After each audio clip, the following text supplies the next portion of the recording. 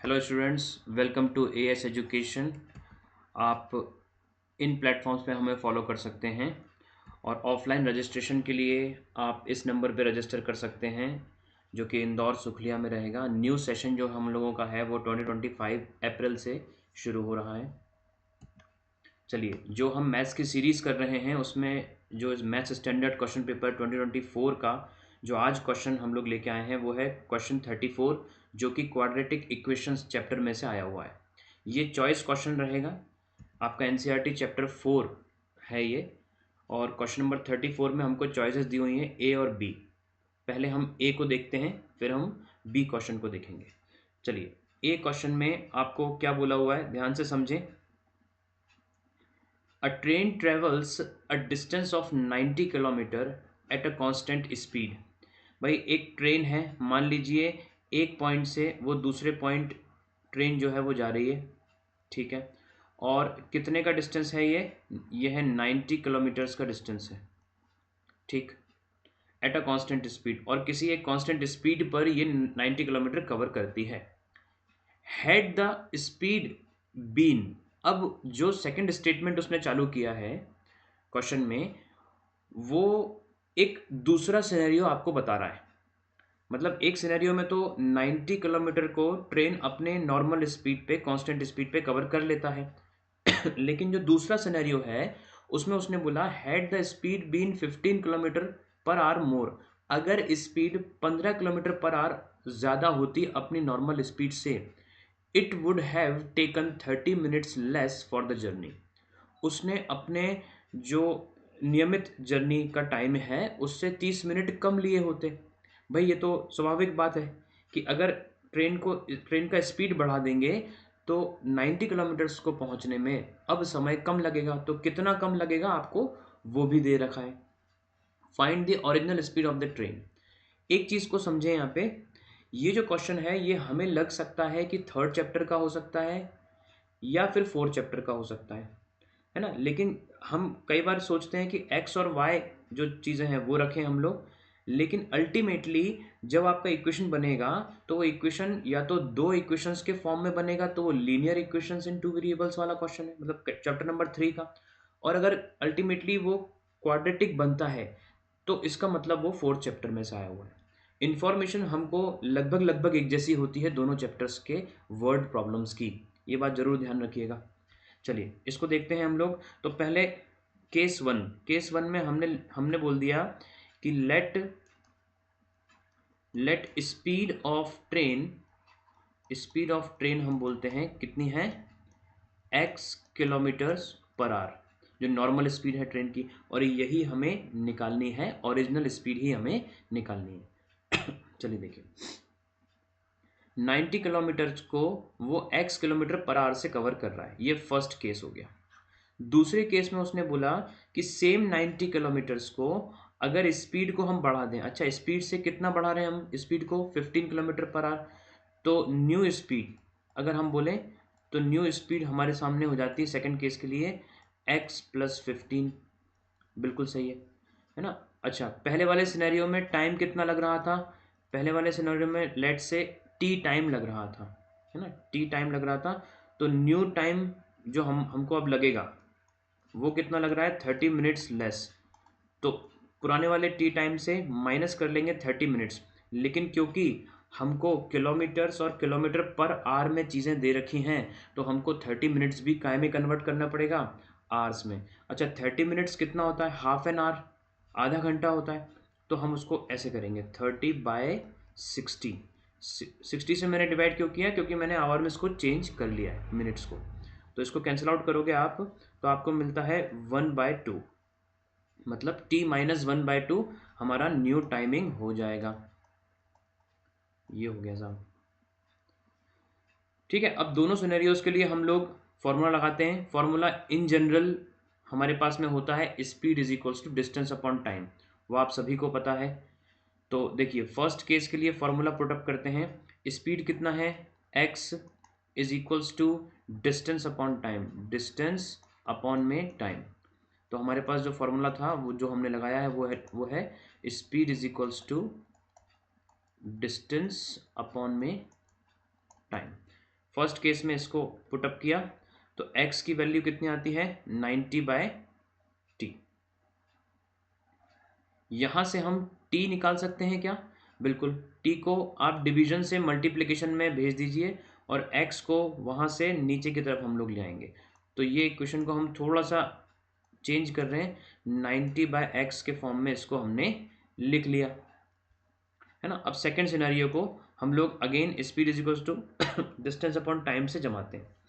देखिए स्पीड कितना है इस बार x+15। क्या हमने किलोमीटर्स चेंज किए? नहीं, अभी भी हम लोग 90 ही जा रहे हैं, लेकिन अब समय कम लगने वाला है क्योंकि स्पीड बढ़ चुकी है। तो समय कितना लग रहा है अब? t-12।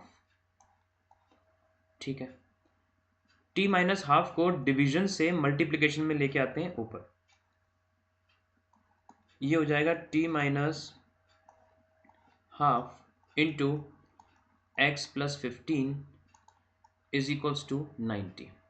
क्या हम t की वैल्यू इक्वेशन नंबर फर्स्ट में से इस रनिंग इक्वेशन में डाल सकते हैं? बिल्कुल डाल सकते हैं, सब्स्टिट्यूट कर सकते हैं हम लोग।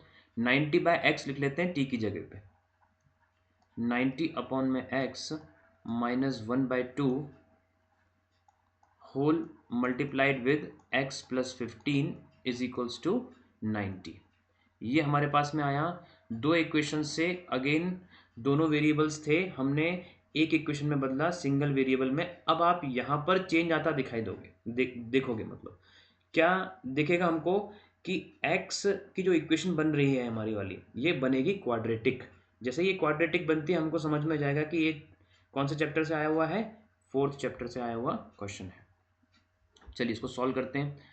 x और 2 का हम लोग ले लेंगे एलसीएम, तो ये हो जाएगा, ये 2 90 में मल्टीप्लाई होगा, that would be 180 minus x जो है वो 1 में मल्टीप्लाई होगा, that would be x whole divided by twice of x, और मल्टीप्लाई में अभी भी हमारे पास है x+15 is equals to 90।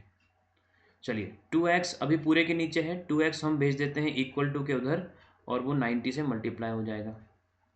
180 minus x into x+15 is equals to 2x 90 से मल्टीप्लाई होता है तो it would be 180 into x. Okay, यहाँ पर दो मल्टीप्लिकेशन में है, दो बड़े बड़े टर्म्स, उनको हम लोग से इंडिविजुअली मल्टीप्लाई करते हैं। 180 का मल्टीप्लाई x में होगा तो this would be 180x plus 180 into 15। तो उसको आप नहीं भी सॉल्व करेंगे तो आप उसको इस तरह से लिख सकते हैं 180 इंटू 15, फिर minus of x into plus of x, तो we get minus of X square, फिर minus x into plus 15 we get -15x is equals to के बाद में 180x यहाँ पर बैठा हुआ है। अच्छा, 180x और 180x दोनों इक्वल टू के LHS और RHS में है, दोनों एक जैसी टर्म्स को हम लोग कैंसिल आउट कर सकते हैं, क्योंकि इक्वल टू के कोई सी भी एक टर्म इधर जाती है तो उसका साइन चेंज होगा और प्लस माइनस में कैंसिल आउट हो जाएगा। चलिए आगे चलते हैं। एक्स स्क्वायर का टर्म हमारे पास में, अच्छा हम लेफ्ट हैंड साइड से हर एक चीज़ को राइट हैंड साइड लेके आते हैं, तो हमारे पास लेफ्ट हैंड साइड में अगर 0 बचता है तो राइट हैंड साइड में क्या बचेगा, एक्स स्क्वायर इधर आने के बाद में पॉजिटिव हो जाएगा, -15x इधर आने के बाद में पॉजिटिव हो जाएगा, और प्लस का 180 इंटू 15 इधर आने के बाद में माइनस का हो जाएगा। तो 180 इंटू 15 ये हमारे पास में इतना बचा है। अच्छा, दूसरी चीज़, आप में से कई लोग 180 इंटू 15 को रिजॉल्व करके पूरा एक मल्टीप्लिकेशन निकाल सकते हैं, उसमें भी कोई प्रॉब्लम नहीं है, है ना, वो भी आप कर सकते हैं और प्रॉपरली आपको क्वाड्रेटिक मिल जाएगा। हमारे पास क्वाड्रेटिक है यहाँ पर, अभी हम इसको स्प्लिटिंग द मिडिल टर्म से फैक्टराइज करते हैं और x के वैल्यूज़ निकाल के लेके आते हैं। एक और तरीका है कि आप क्वाड्रेटिक फार्मूला में इसको डायरेक्टली पुट कर दें, बट यहाँ पर हम लोग स्प्लिटिंग द मिडिल टर्म समझते हैं। देखिए कैसे करना है उसको। आपको पता है स्प्लिटिंग द मिडिल टर्म में सबसे पहला तरीका ये होना चाहिए कि हम एक्स स्क्वायर का मल्टीप्लाई इस थर्ड वाले टर्म में करते हैं, है ना। ये जो पहला वाला टर्म होता है इसका मल्टीप्लाई थर्ड वाले टर्म में करते हैं, तो इनका मल्टीप्लिकेशन आता है हमारे पास में -180 इंटू 15 इंटू एक्स स्क्वायर। अब अगर ये कंडीशन आती है तो इसको हम फैक्टराइज करते हैं और ऐसे दो फैक्टर्स निकालते हैं 180 इंटू 15 के, जिनका सब्ट्रैक्शन कौन आ जाए, 15x आ जाए। चलिए देखते हैं कैसे। 180 को अगर मैं और तोड़ूंगा तो मेरे पास मिलेगा 290 और ये 15 तो है ही। अच्छा 90 को और तोड़ते हैं हम लोग, 2 इंटू 45 में, ये 2 है, ये 15 है। अच्छा यहाँ से हम और जाते हैं, हमको चाहिए सब्ट्रैक्शन 15, तो एक बार देख लें इसको। 2 इंटू 2 4, 4 इंटू 15 इज 60।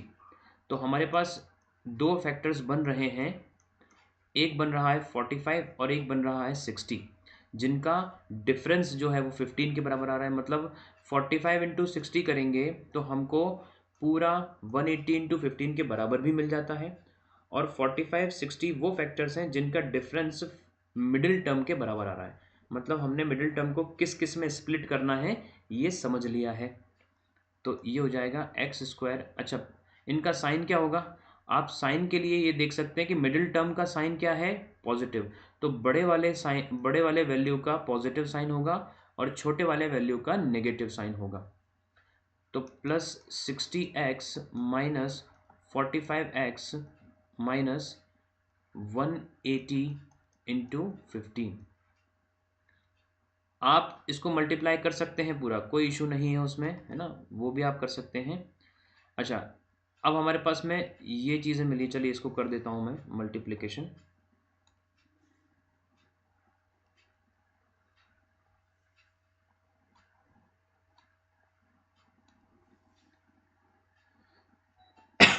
देखिए 18 इंटू 10 होता है 180, 18 इंटू 5 होता है 90, मतलब 270। तो 2700 हमारे पास में ये वैल्यू है,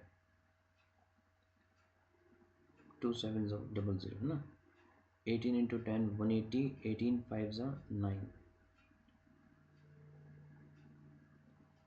हाँ 90, ठीक है 2700। अच्छा इन दोनों चीज़ों को हम साथ में लेते हैं।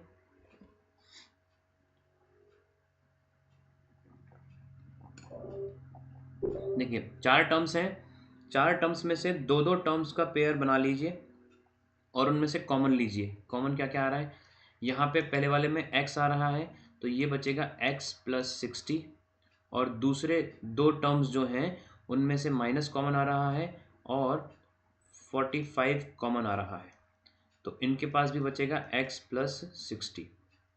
अच्छा x प्लस 60 दोनों तरफ से हम कॉमन ले लेते हैं, ये x प्लस 60 हमने दोनों तरफ से कॉमन ले लिया, तो लेफ्ट हैंड साइड की टर्म के पास बचेगा x और राइट हैंड जो टर्म है उसके पास बचेगा माइनस का 45।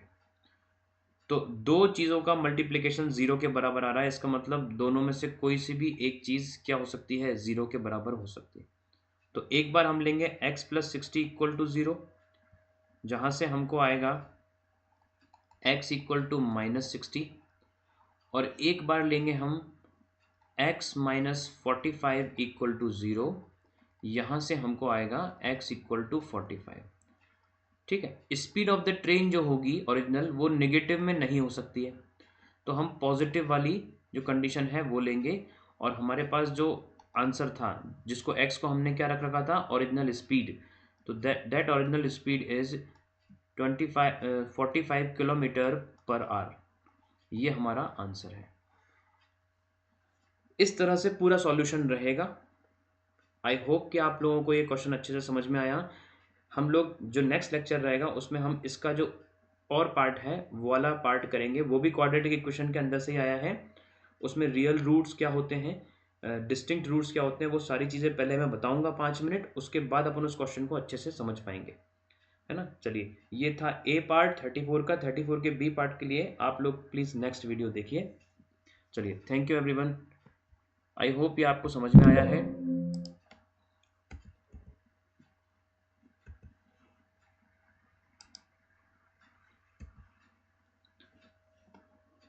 Thank you, thank you.